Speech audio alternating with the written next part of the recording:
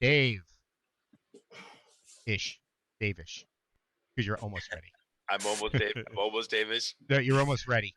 Hello, hello, hello. Welcome to Over Coffee, our morning talk show where we talk about games or just about anything else here on the LITT Long Island Tabletop Streaming Network. And I'm here with my co-hosts, John and Rich and Doug. Hello. I don't know. They're not. Was that Doug say hello? No, that was me. Oh, okay. Hello. I don't think Doug's coming. Okay.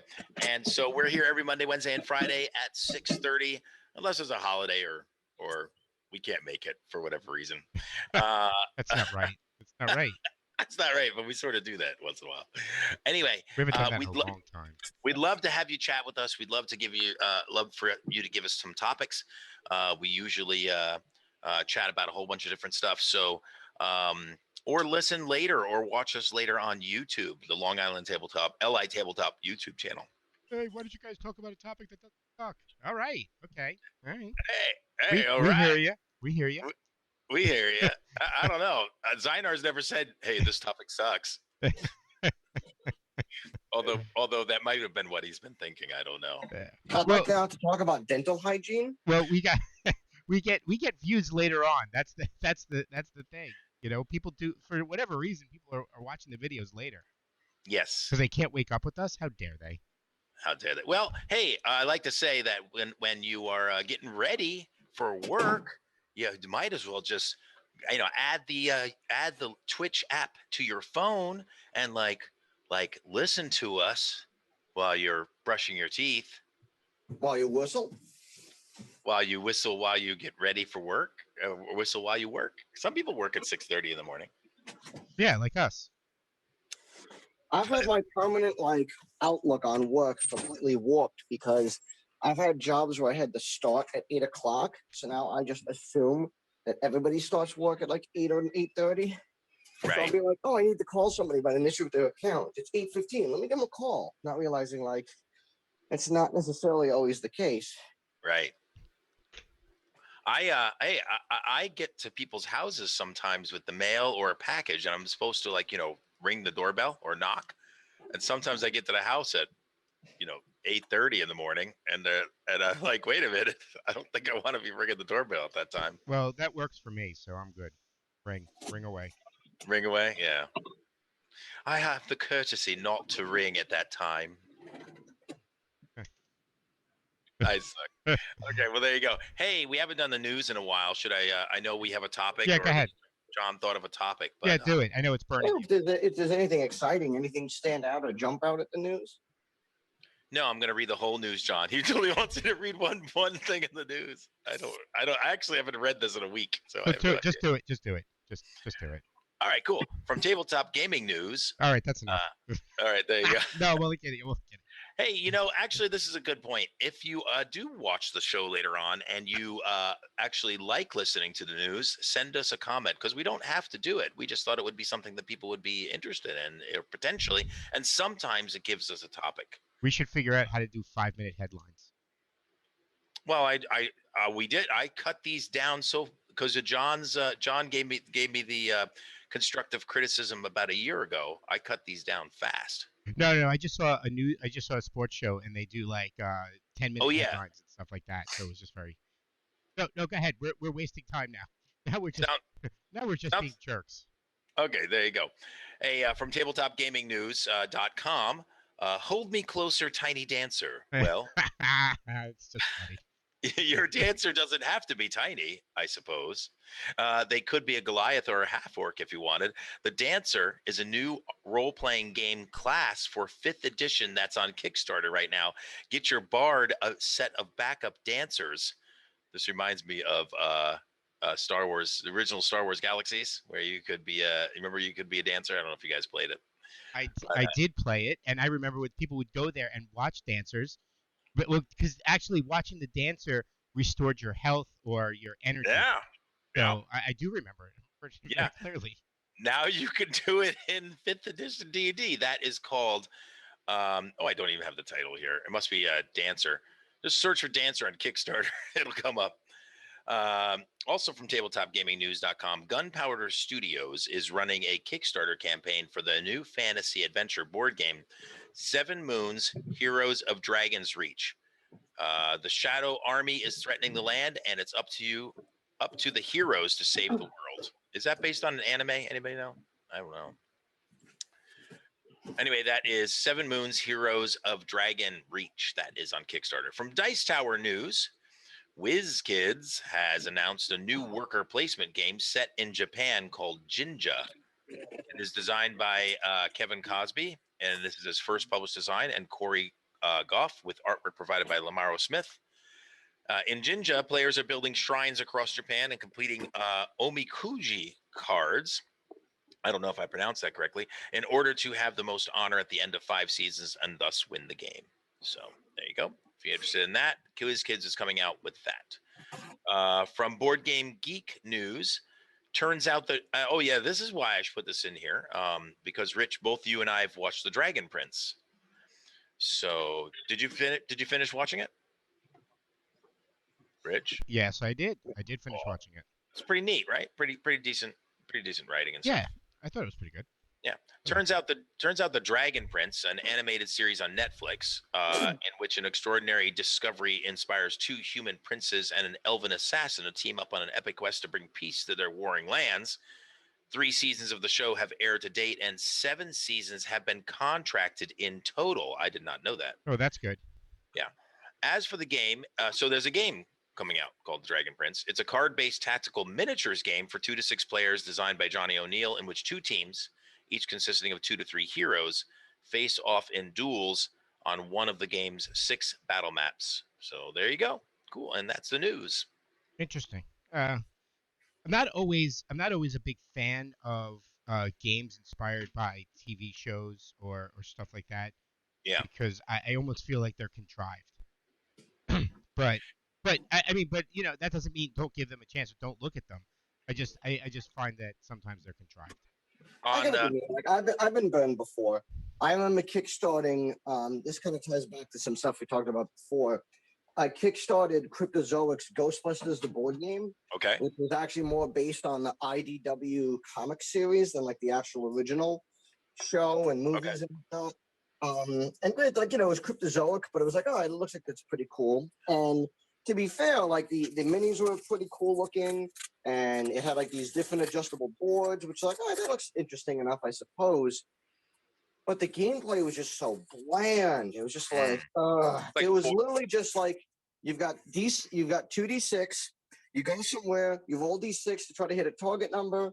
That doesn't work, you go somewhere else. Rinse, repeat, rinse, repeat, rinse, repeat. Yeah. Like some of the ghosts could only be damaged on a certain roll. So it basically just became like statistics of like how likely are you to roll, straight 4 on 2d6 or something like that, And it was just like, this is just completely stuck the fun of it. Like I played it once with Dan, and then was just like, I don't ever want to touch this again. I just on Wednesday night on here on LITT, I just did Catan, Game of Thrones Catan, and you want to know something? It's Catan, basically, when they put the theme of Game of Thrones on it, but they did change some of the rules, and I do find it interesting. I wouldn't necessarily pick it up. Like, if, hey, you guys want to play Catan, I would never really say, hey, instead of Catan, let's play Game of Thrones Catan. I wouldn't really say that. I remember hearing good things about Star Trek Catan. Oh, really? Yes, I have heard good things about it. I have not played it. Yes. I think it's just a matter of like what comes first, the good game design or the licensing. Yeah. And more often than not, I agree with that. By the way, John, Zynar says the news is good. What?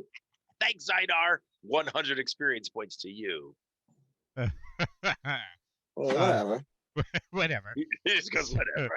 John will still have his opinion regardless. So and then there's times that I think that decent game killed because of licensing or I'll give you an example. Decent games do what? I'm sorry, I missed what you said. Decent games are killed. Okay, yeah, okay. Because of lack of licensing. You know, someone comes up with an idea, but the licensing is so it's so out of touch for them that they work around it. I'll give you an example: Starfleet Battles. I don't know if you remember that game. I do. I have played it. Yes. I thought it was an awesome game, to be honest with you. It was like a really early on tactical space game that Yes. that worked really well, and it used all of the all the Star Trek races and stuff like that with the different ships. And I forgot how they got around licensing, or if they had a license through something, but it expired and they never got it back. And it's a shame because the game itself was really good. You know, it kept getting expandable. It was compared to all the other tabletop games, like it could have just kept going.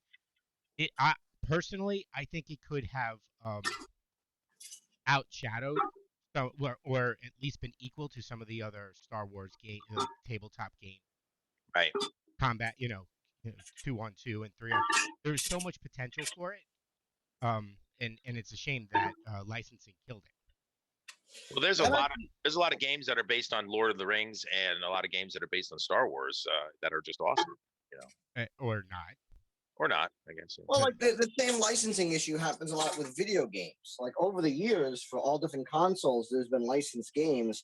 And yeah, while most of them aren't that good, there's still a handful that are actually pretty solid or really enjoyable.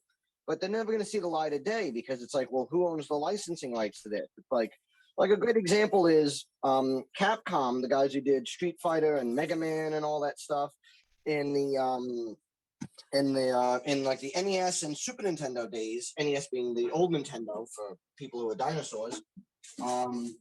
They made a lot of Disney licensed games, like they made DuckTales and Chippendales and Tailspin and all this stuff, and they were really good. But it took forever for them to actually like come out to modern consoles as like a re-release because it was like, well, Disney owns the rights to this and so owns the rights to that, so it's like they couldn't put them out because they had to basically get approval from Disney. Now, on the positive side, they a couple of years ago did a re-release, so they managed to kind of smooth things over. But not all the games are there, and there's some stuff from like later consoles that's still basically MIA. Right. So it's one of those things where, and even like still like licensing games from like movies and stuff happens all the time. So it's especially like if the original people who developed the game, it gets even more difficult with video games because the people who originally developed the game, that studio might not be around anymore. Yeah. It could be that who bought the studio, who originally licensed the thing or whatever. So it's like, it's just, it's interesting, Right. Yeah, it is interesting. Well, there you go. See, the news created a little discussion. Zynar says Starfleet Battles. Okay. Yeah, and that sucked because they could have kept expanding with it, and because they couldn't afford the license or whatever it was, because they weren't a big game studio. It was Task Force Games. They weren't a big studio, so it's not like they had a lot of money to go out there and get their licenses and stuff like that. Yeah, Zynar says he sometimes they're fun to find games based on licensing, and he picked up the Pirates of Darkwater RPG. And on what Rich was responding to is Zynar said Starfleet Battles was restricted to original series Star Trek because of the license. So let me before we jump into John's topic, let me jump back. I have a question. Was Pirates of the Dark Sea was that cartoon? It was a cartoon series. I don't know if it was. Was it ever finished? Because I don't think so. I don't think it ever finished because I used to watch it and I don't remember there being a finish. And I remember looking for it at one point to find out. But I kind of liked it. I thought it was a pretty good cartoon series. It just never got finished. Huh. So. Well, there's a couple of shows that are like that either didn't have a definitive ending or never actually wrapped up officially. There's a lot of shows like that, and I hate them all. We've had that conversation before over the reason why I know. All right, John, what was your topic? Well, so I could actually talk about a couple of different things if you want to save the topic I originally had for Monday, or we could talk about it now. So do you really want to bring Doug in on this conversation, or do we want to get an opinion now and then let him rant on Monday? Oh, fair enough. All right. So the thing I wanted to talk about was canceling.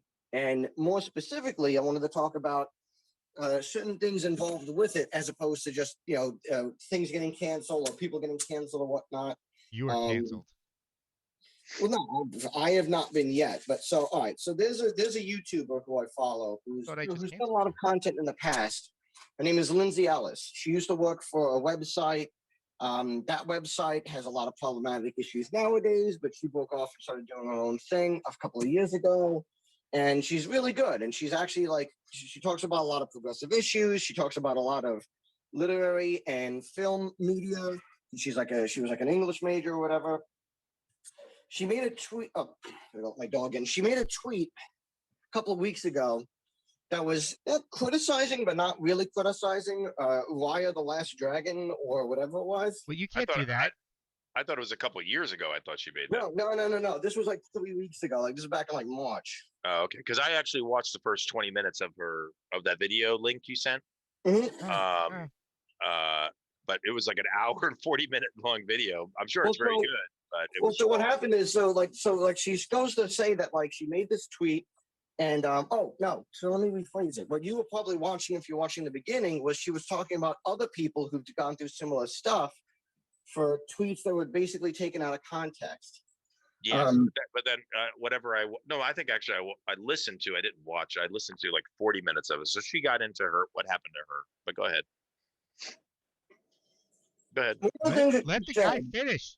No, I have to interrupt. Go ahead, John. One of the things that she said was she was talking about the algorithm. One of the ways that Twitter works is it tries to get the most views on things as possible. So what you often end up happening is you have what's called the villain of the day, where somebody gets highlighted for good or bad reasons. They get trending. People jump on the bandwagon, and then it's eventually forgotten for the next thing that pops up or whatever. And you see it happen all the time when people get called out or people get criticized or whatever. Now, the whole video, without going into details, is essentially her admitting that what she said, the tweet that she said, she didn't think it was that bad. She didn't think it was out of context, but she probably reacted in the wrong way. But what she didn't like and what she became defensive about was that people essentially pulled up all this kind of dirt from her from the past, but without, let's say, the context of like, did she address things? Did she not? And she was talking about how like canceling can lead to people dredging things up without context, subtext, or tone or intent as a way of painting somebody. But that's what this is. But that's exactly what this is, right? It's I don't like what this person said, therefore let's find out everything they possibly did so we can destroy them. I mean, that's the mentality for most of the people that are doing the attacks. Not like I'm sorry, John, go ahead, finish. But that's what I've seen. Okay, so I mean, that's what I've seen, right? And now I was not, attacked per se, right? But I got into someone I follow, and I respected the way she followed, and they posted a ton of stuff during the political, and I ignore it because I don't want to get into a political debate. But then this person posted something apologizing for a tweet that they had posted and it subsequently deleted, right? And I said, well, it said it's a shame you can't just openly talk about it. I said that's a shame because that people can't be adults and you can't just discuss it. All of a sudden, her followers attacked me, going, "That is the way we talk about it. We delete our stuff." I was like, "Whoa!" I was like, "Calm down." I was just like, I was just saying that you probably can't have a good conversation. Well, this is the conversation. I was like, all right, you know what? I'm done. I said, I'm sorry, don't know what I did, and I left it alone. You can't say anything. People don't. What I'm finding is that the culture that is part of this whole canceling culture, not everybody, right? And I this is the bad side of consequence with our now people are calling consequence culture.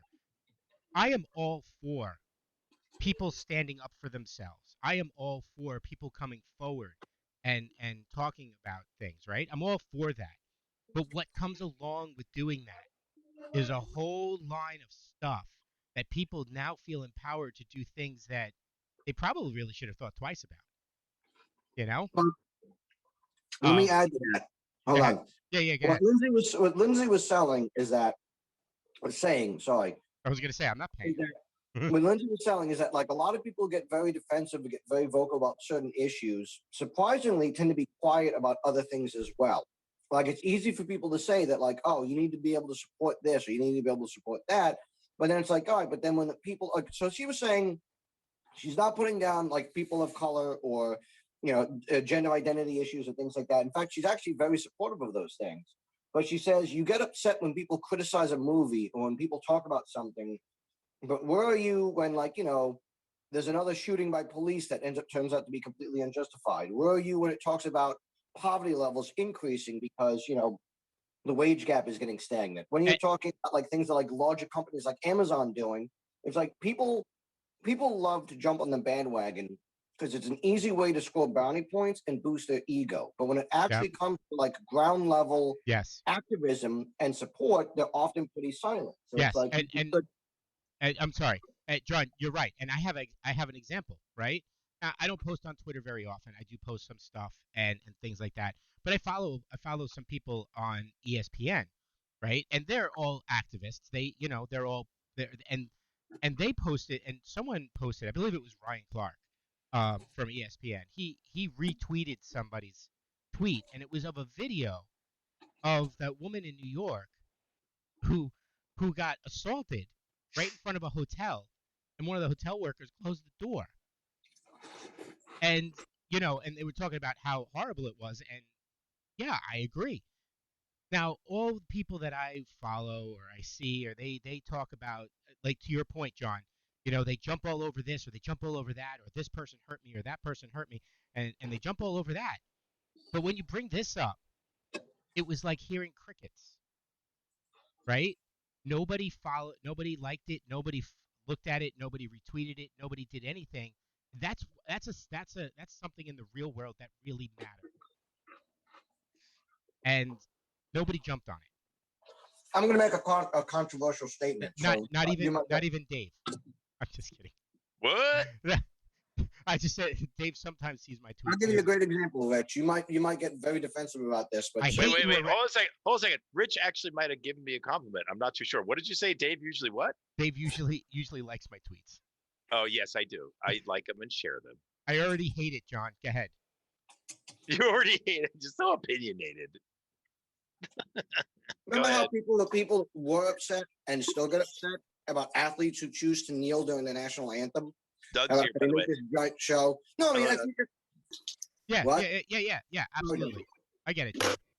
But like, let's say, for example, when so people like to criticize, oh, they're disrespecting the game, they're disrespecting the country, blah, blah, blah, blah, blah.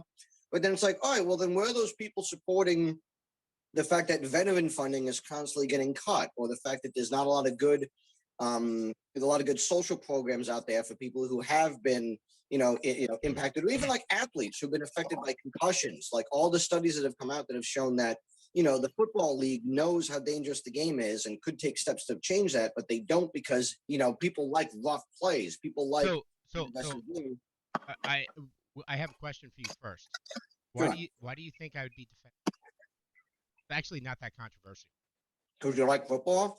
I do like football, but I'm gonna add to some of the things that you said. Number one, there was a huge lawsuit, in case you didn't know, in the NFL, and they've actually had to pay a lot of players. They settled with older players on that concussion issue, and they have taken measures to change, including the design, that, plus the concussion protocol and things like that. So they've taken steps.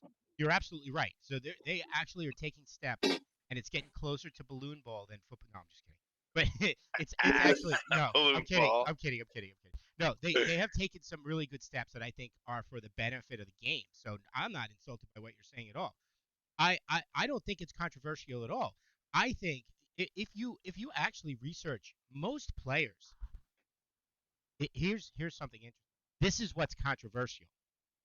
Most players actually have some sort of community outreach program, either directly for the higher paid ones or indirectly for the ones that can't afford to establish their own foundation. They work through the teams, because all NFL teams have community outreach.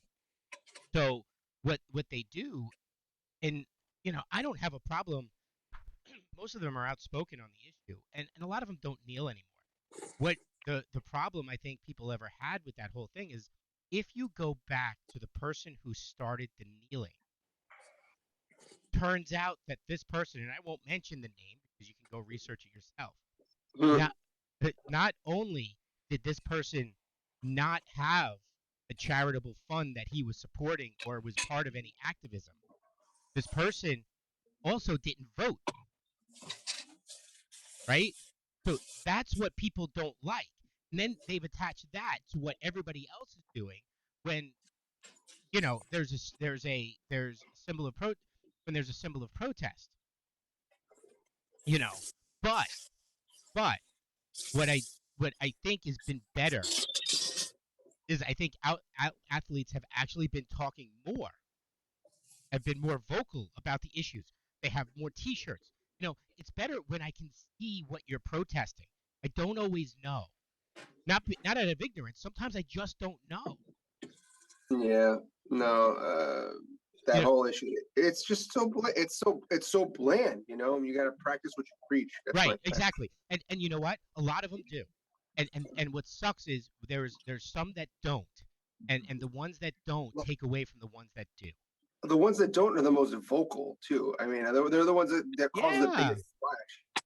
Yeah. Well, let me get back to that video really quick. So, Dave, the reason why the video was so long is that after she basically talks about people have gone through similar stuff before and what she personally went through, she digs through her own archive of like stuff that people have thrown at her over the years of like tweets, videos, things like that, and starts breaking them down.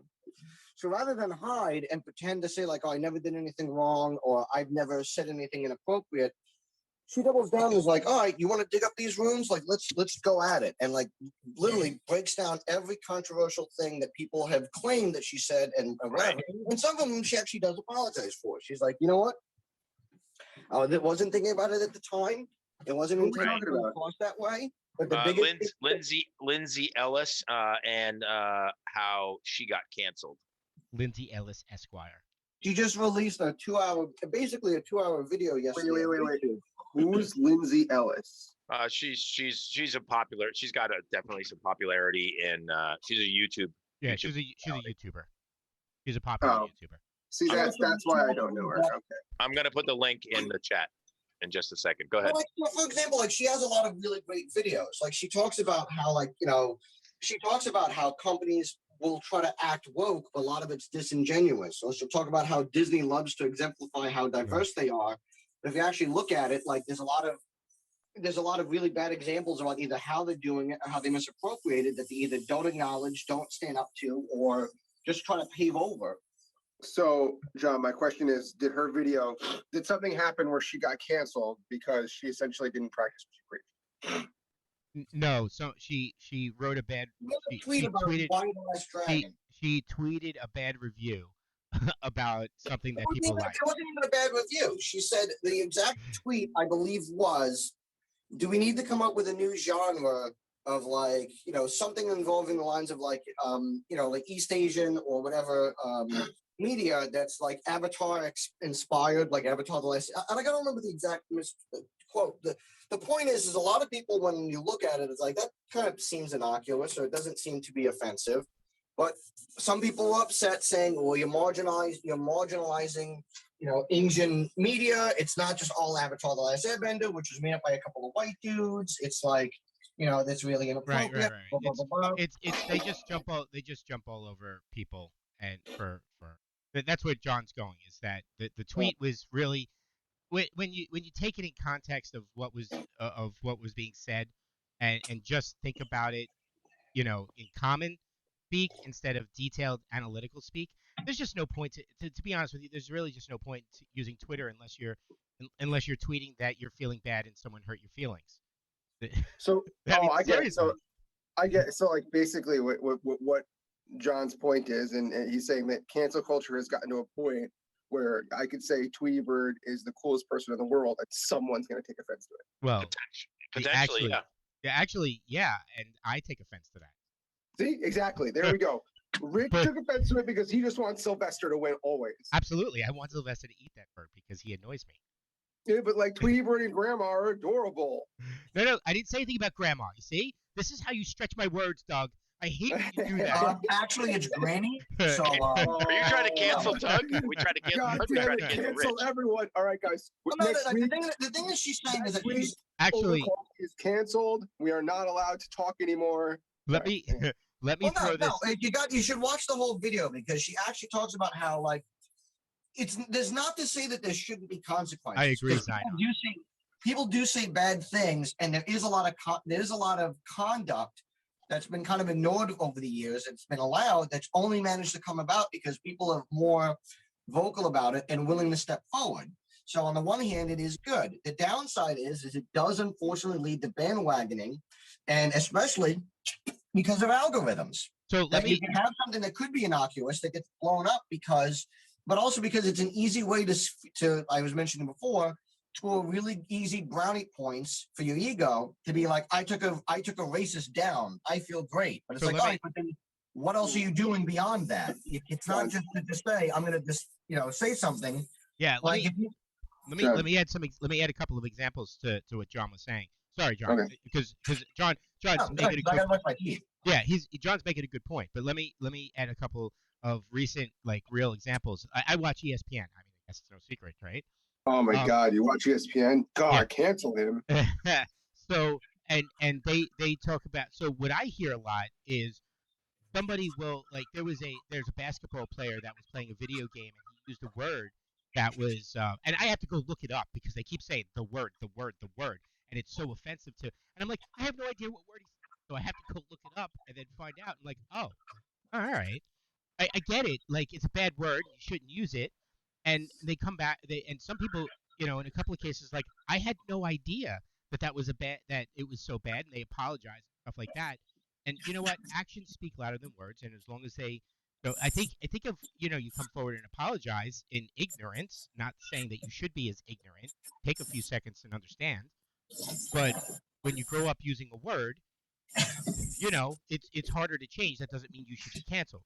But then a lot of it also depends on who's making the apology. Yeah. No, I get it. I get it. And then so they jump all over this guy because he's a popular player, but he's not super popular in the NBA, right? Then Kevin Durant makes some slurs against homosexuals and gays, and all of a sudden that's I don't think he's come forward and apologized. I haven't heard that he's come forward and apologized. And that kind of gets swept under the rug because he's a superstar. And why isn't he canceled?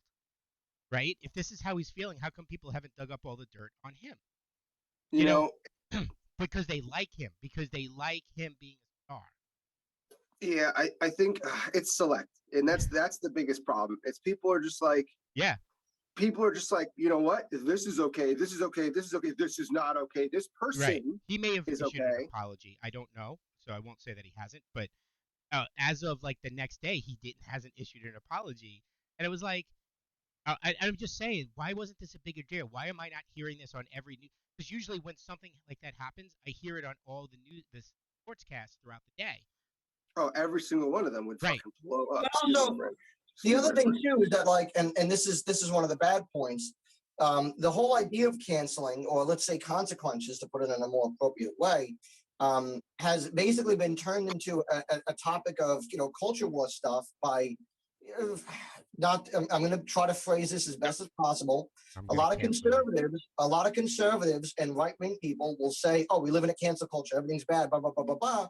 But they'll use it as a way of throwing off valid criticism of just saying, "Oh, you're just trying to cancel something." Or, you're trying to get rid of something. Hold on. I understand that you're trying to be as non-controversial as possible. Yeah. You cannot point to a single group that isn't using cancel culture as a weapon. No, I get that. But I don't like how people. Everybody is using it, but only certain groups are being called out for using it. And that's the bigger problem, is because you're pointing to only one group. That's why it's not viewed as a problem. It's not viewed as a problem because there's finger pointing saying, well, this group is using it as a weapon. No, wait. Everybody is using it as a weapon. That's why it's a problem. But let me let me add one last thing. I read an article on this yesterday. It was pretty funny that John that you should see that.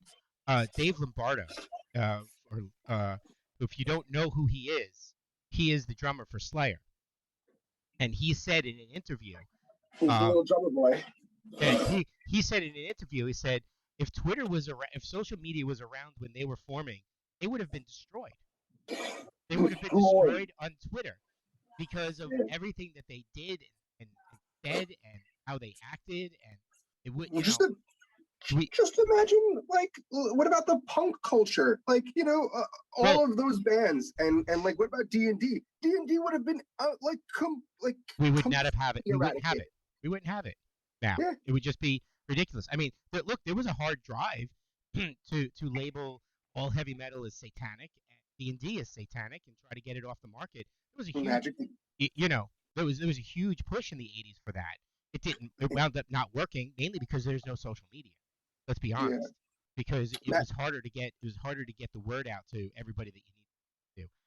And now it's so easy. If we had it back then, we wouldn't be able to have this debate now. Number one, but we also wouldn't have a lot of the things that we have now. We wouldn't have happened. I mean, who knows what's going to happen in the next 10 years? Oh, we're over. We're way over. Oh yeah, well, you know what? Because you know what, we don't want to get canceled, right? So we're trying to talk as much as we possibly can. Fast. Got to talk fast. Got to finish it up. So, all right. So I think this is a topic worth another discussion. If not Monday. I think you guys should watch the video too, because I think it. Oh my God, I'm not watching an hour of any. I'm not watching it. Hey, John. It's not an hour-long video. It's an hour and 40-minute video. Oh my God, John, you horrible person. John, please don't cancel the news. Zinar says he likes the news. Wait, he likes the news? When was the last time we did the news? We did today. You weren't here on time. No, I wasn't. I was up late last night working. We so canceled Doug, and we canceled the first half of Doug. That's fine. You know what? If you canceled the first half of me, that may actually be in my benefit. Good topic, John.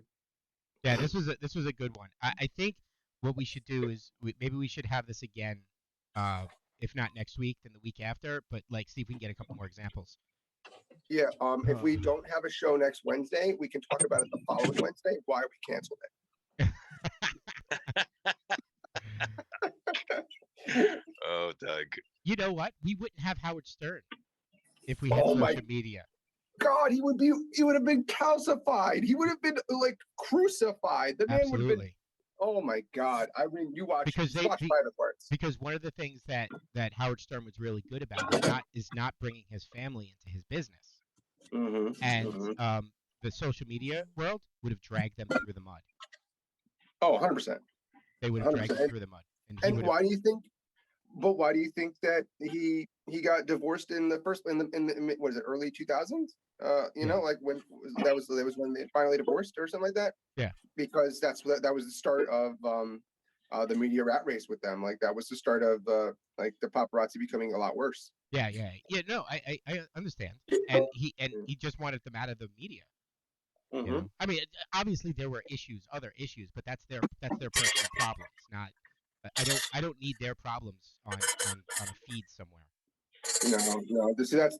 That is a huge thing. Like I don't give a rat's ass. Now, excuse my French. I don't give a rat's ass about Will Smith and Jada Pinkett Smith and their problems in the bedroom. I just want to watch them kicking ass on the big screen. I know, right? Look, and listen, I'm okay. I would be more okay with their opinions if you leave their private life out of it. 100%. And they're not the ones putting it up there. Exactly. I ignore that type of stuff because I like this person and I just want to like this person. I'm okay if you tell me that this person said bad stuff about certain things, and I'm like, oh, well, maybe I need to change my opinion. Like I went out and I researched like one of my favorite wrestlers was the Ultimate Warrior. I found out how much of a racist bigot he was. I was like, oh. Look at Hulk Hogan. Look at Hulk Hogan. Hulk Hogan is basically like just a total POS. And Hey. There's a cute video of him doing a wrestling intro with a kid at his board shop in California. All right. He may be a piece of crap in your eyes, but in my eyes, he's still the Hulkster. No, I mean, John, I'm with you. I hear you. You should research the people you like, at least a little bit, you know?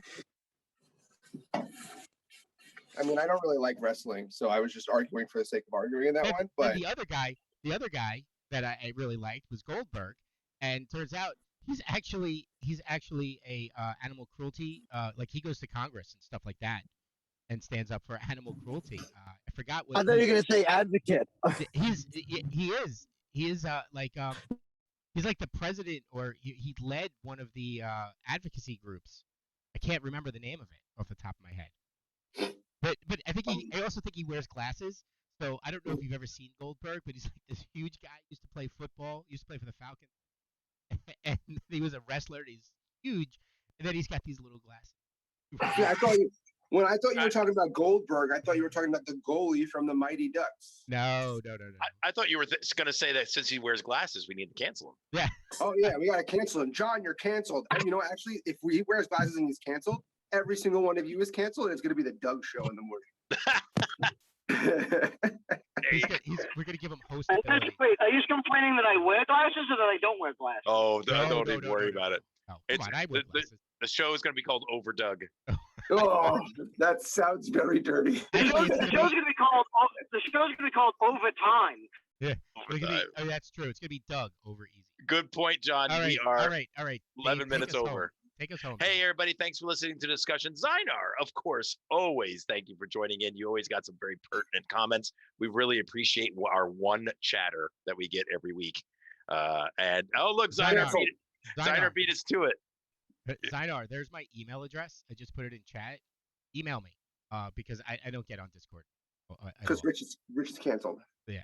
Right. I'm not allowed to go on Discord. I'm not allowed to go on social media. Okay, well, there you go.